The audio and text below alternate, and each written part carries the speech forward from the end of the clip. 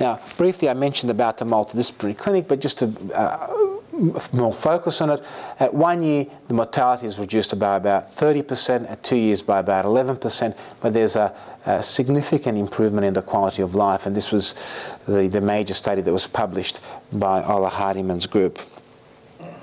Now, some emerging techniques. One of the techniques that people have researched about and got a lot of excitement is this so-called antisense oligonucleotide technique. So in this genetic era, people have developed ways to try and circumvent those spelling errors in the gene.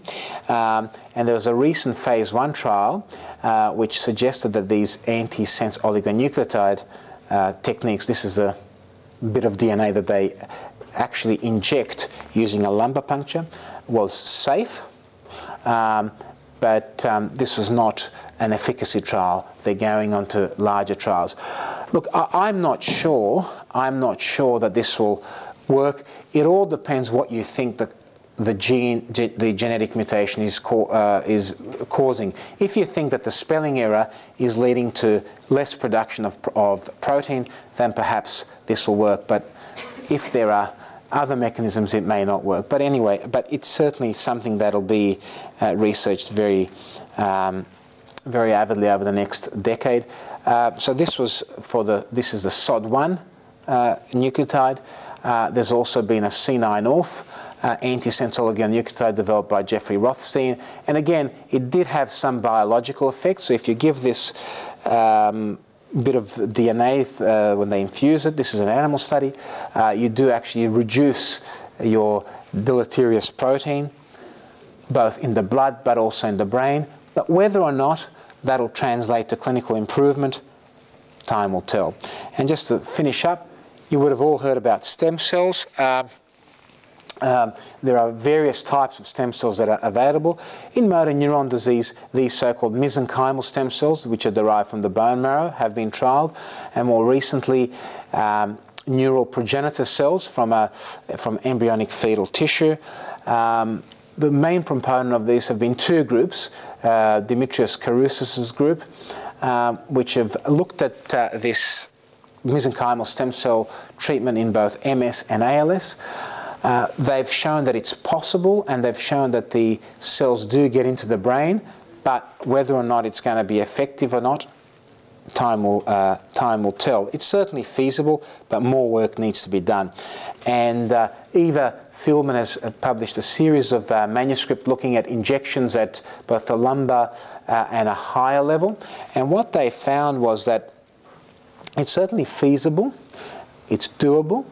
The operation, and you have to do an operation to implant these cells, did not accelerate the disease progression in their series, although a recent study by M.A.B. Cavallo and colleagues found that unnecessary surgery leads to a more progressive disease.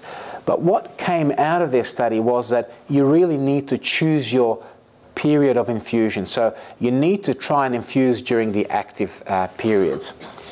But again, this was not an efficacy trial. And what emerged was this debate. You know, the question is, do you inject down here, which is where they were doing, or do you inject up here, or do you inject both up here and down here? Our research, and my belief is that really this is a multi-system disorder, and you need to kind of try and be a bit smarter about that. And certainly there are comments saying that you need both spinal but supraspinal targets for stem cell therapy to be more efficacious. Perhaps one approach could be that we can target the supporting cells. This group looked at the astrocytes, and they found that if you can genetically manipulate the astrocytes, you can induce neuroprotection in a Petri dish model. Again, these were not human studies, but certainly I think some groups are moving towards that way. But what is also emerging is that by using what are called pluripotent stem cells, that is getting stem cells in your body and changing them to neurons or astrocytes, you can develop ways of testing future treatments, future drugs, which is quite exciting. So we need a better way to diagnose motor neuron disease, although there's a lot of work on that, the understanding of the underlying processes has exploded over the last 20 years thanks to people like Garth and other molecular geneticists and physiologists and other clinicians. But clearly more work needs to be done, and we need to get an understanding of how these different pathophysiological processes relate to one another. When does motor neuron disease start? Is there one factor, or are there multiple factors governing the triggering of motor neuron disease? And are there factors, are there one set of factors triggering motor neuron disease, and are there another whole host of secondary factors regulating the way the disease progresses? I think these are the burning questions for the future, and I'll stop there.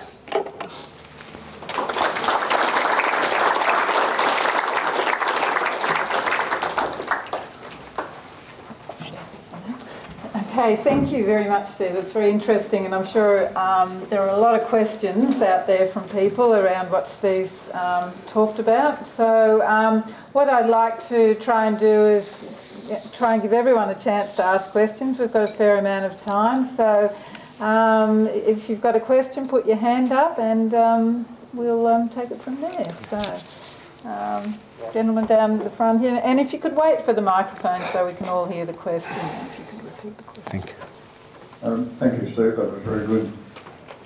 Steve, could you say perhaps a little bit more about stem cells and more particularly, is stem cell treatment available in Australia, and if not, where's the best place to look or go or whatever?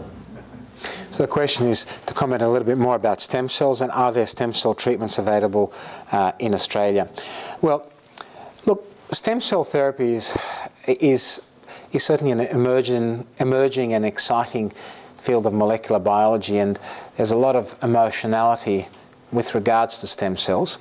I think stem cells will have a role in future therapeutic endeavours, whether that be a direct role, that is as something that you infuse and to try and replace the lost nerves, or whether it be as a surrogate technique where you actually reproduce the disease in a petri dish model and look for various molecular targets. I think more and more people are sort of following that path of avenue. Certainly Kevin Talbot from Oxford, and I was with him recently.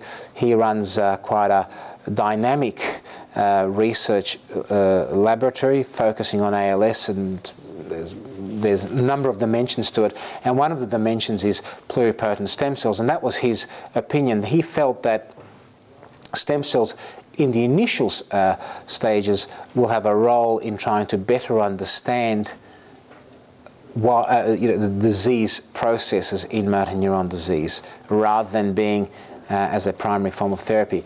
Now, in Australia, there are a number of groups that are looking at this. There are both in motor neuron disease, but also in surrogate techniques. There is a group at Monash led by Professor Claude Bernard, who is doing stem cell research.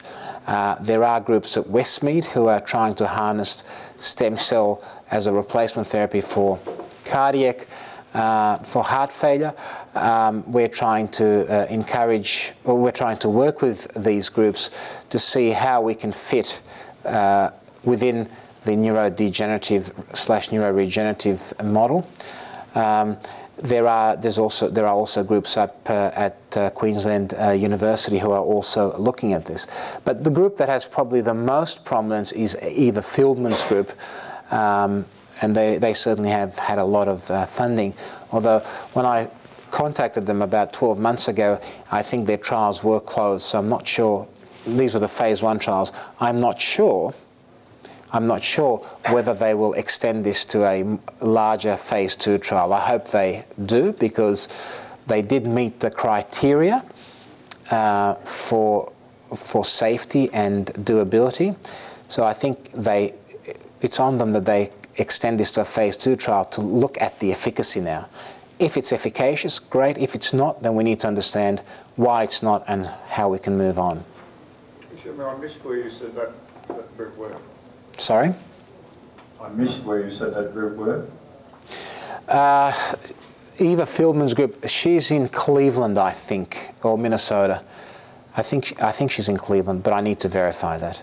I can send you the affiliations. Let me just see. I don't think I've got her affiliations here, so I'm sorry I don't have it there, but I can send it to you. Next question. Pass down the front here. Thank you, Professor. My question is leading to the, I think the stem cells, all the rage at the moment, especially on television, which recently on Insight and on the ABC.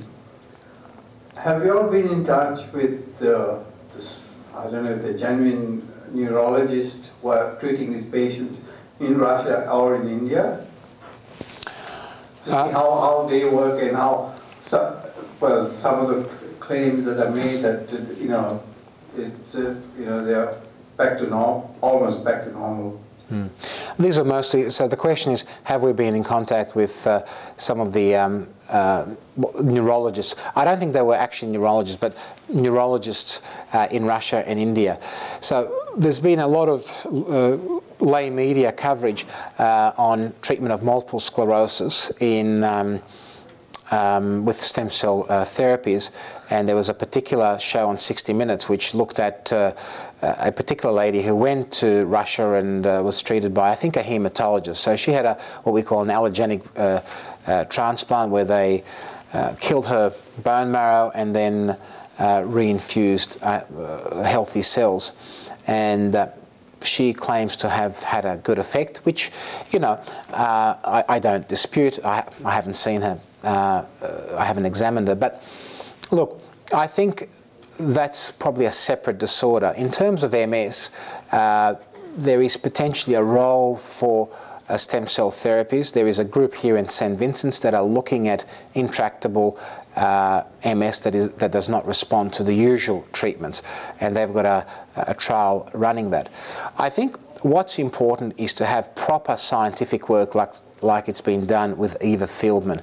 I think you have to do it through a rigorous trial-type design that is overseen by an ethics board that does not charge, and also that is peer-reviewed, and it's presented so that the experts and the peers in the area can gauge the veracity of their outcomes. I think in India and China and Russia, I don't think there's any independent verification of what's going on, and personally I think it's very risky. I know of patients that have gone to China, for example, with motor neuron disease to get stem cell therapy, and it didn't end well.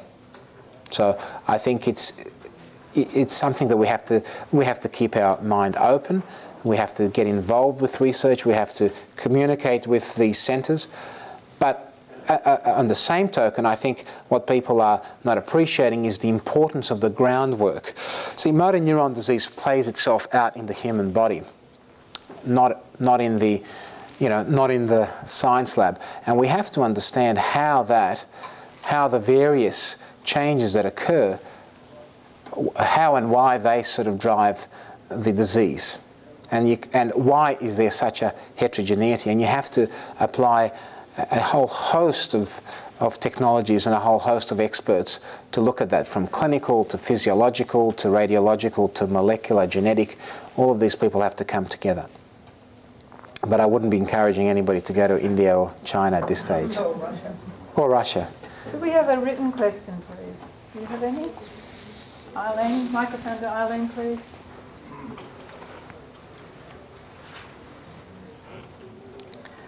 Why do we twitch with MND, and is it a sign or signal that the motor neuron disease is moving through the body? Okay, well, the reason why we twitch is that the nerves are excessively excitable or hyperexcitable, and that's one of the markers of disease or dysfunction. So fasciculations or twitching is a rare presentation of motor neuron disease in isolation, but it's a common accompaniment with other things, brisk reflexes, a bit of muscle weakness. Now, for a long time it was thought that this was generated just at a peripheral nerve level, at a motor neuron level, and a lot of the twitching it tells you that the nerve is not working, something's wrong with the nerve, something's amiss. But there is now emerging evidence that in some patients it can be driven by the brain as well. So the presence of twitching, especially when accompanied with other clinical features, should raise suspicion and should, you should go and see your GP and then a neurologist after that. But I should stress that twitching in isolation, if you've got a bit of twitching in the calves or here or there, I mean that's not motor neuron disease. And I've seen a lot of colleagues and a lot of medical students who get very anxious about that because they read textbooks and they say, well, it's fasciculation. So. Okay, next question. Oh, sorry, Richard, the microphone went behind you, sorry. That's fine. Thank you. Yes.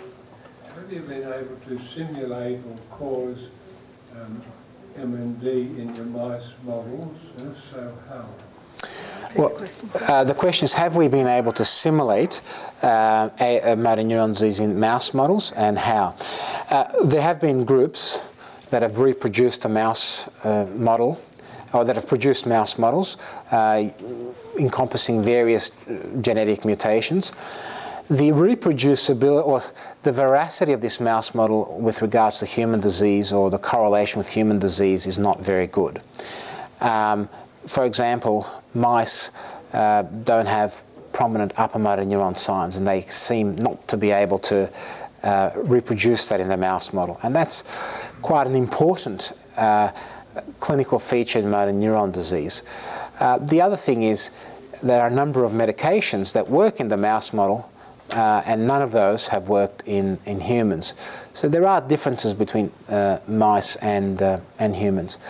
A Japanese group has reproduced the model in baboons, which is probably a better model, but it's very difficult to do research on baboons and monkeys because of emotional issues.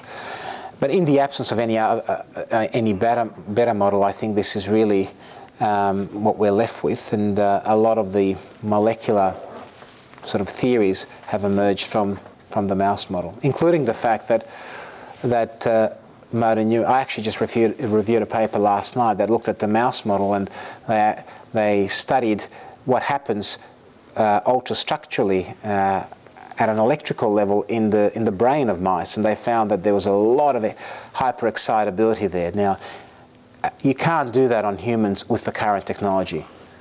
In 10 years' time, with the development of various MRI techniques and perhaps better physiological techniques, we may be able to do that. But at this stage, we're really reliant on the mouse model. Sorry, so you had a question. One of the slides indicated an effect of the disease on the hands. Mm-hmm. Now, I've had something happen to my hands between the thumb and the index finger, and the phenomenon is that it's kind of like a locking of the joints. Mm-hmm. I was wondering if that is indicative of furtherance of the disease. Well, the question is whether locking of the first joint is indicative of the disease. Is that correct? You're talking about the split hand. So that's it there. So that's the split hand sign. So one of the earliest changes in the hand is that this muscle here, the first dorsal interosseous, seems to hollow out and atrophy, and that could cause all sorts of secondary effects on the joint. So the presence of locking and pain certainly can occur as a secondary phenomena to this muscle wasting. But what's interesting is that these muscles, the first dorsal interosseous and the thenar muscles, degenerate in preference to the more medial aspect of the hand. And again, the reason for that, and our group has shown that in a recent set of studies, is that that probably relates to the way that the brain perceives or sees these hand muscles. These muscles are very important in fine finger movement. As a result, they have a greater representation in the brain, which means they have more nerves, corticomotor neurons, supplying them. Now, if you can think, if that system is electrically very active, you're more vulnerable if you're the first Olsen osseous to degenerate in that process. So that is quite a typical signature. The only other condition that I've seen this happen in is in a condition called spinocerebellar ataxia, which is perhaps a slightly related disorder, at least on a molecular level. But what's interesting is that those patients, and a colleague of mine, Michelle Farrow, studied those patients, they also have cortical hyperexcitability as well, and they have degeneration of their neurons. So, you know, are they spinocerebellar ataxia? Are they motor neuron disease? Are they a spectrum of the disorder? Probably the last one. Have we got a written question? No written question? No. Okay, over this side.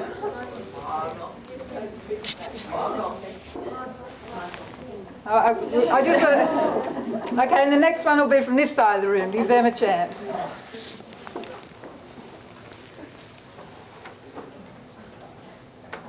Is that main? Thank you, say, for your presentation. I've been on Regulate now since it's been available in Australia, and very, and I found that my legs are affected, and I get very dry skin. I wonder if we can comment about that in relation to Regulate. So the question is, you've had dry skin, is that right? And it affects his lips. Mm-hmm. His skin is, like your lips tingle all the time. oh, yeah. And his skin is degenerating. Okay, so skin changes and dry lips with riluzole. I mean, that's an unusual side effect. I've not seen that with riluzole therapy. The major things that I've seen is people having nausea and abnormal liver function tests.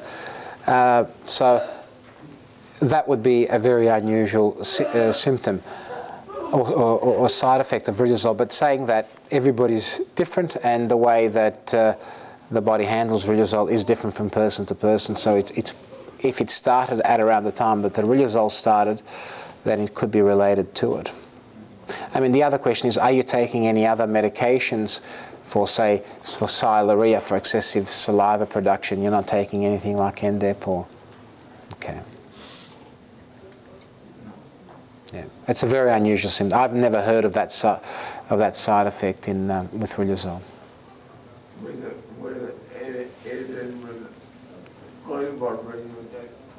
Or Rilutech, that's right. So is it caused by Rilutech? Sorry? Is it caused by Rilutech? I've never heard of Rilutech causing that. Thank you. A question on this side of the room.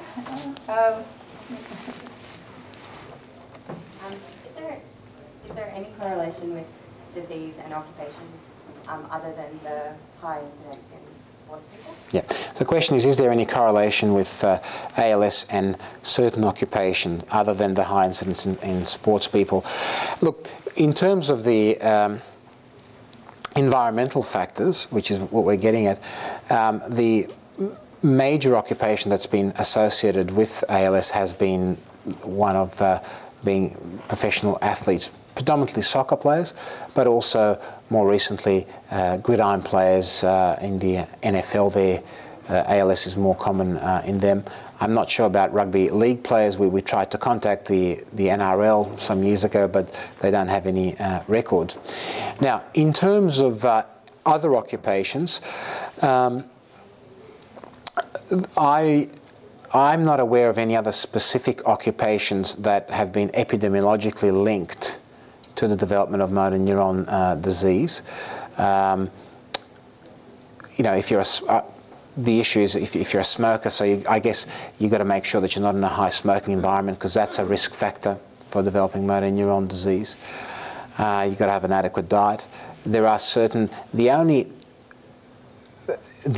sort of epidemiological link that I can think of, and that hasn't been published, but it's been put together in a thesis, master's thesis some years ago, was living away, sort of further away from the equator. So if you're further down south or further up north in the northern hemisphere, you're more likely, the incidence of ALS goes up. That wasn't necessarily linked to an occupation, but perhaps if you live in those areas. Did you have any occupations in mind? No, sorry, but my mum was, like, she used to clean and she used lots of different chemicals and was in close contact with stuff like bleach and that sort of thing. People, I mean, people have looked at that, and Professor Pamphlet has been the most prominent person, I think, in Australia to look at that, to look at the effects of environmental toxins.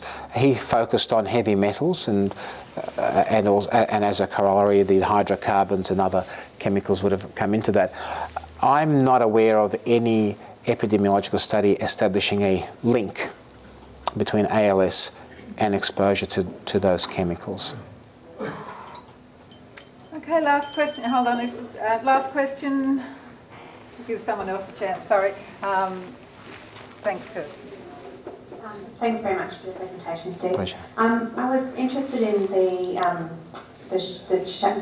trajectory of hyper-excitability, high at the start and kind of going down, and whether there's any possibility of using that to actually track and predict disease progress clinically.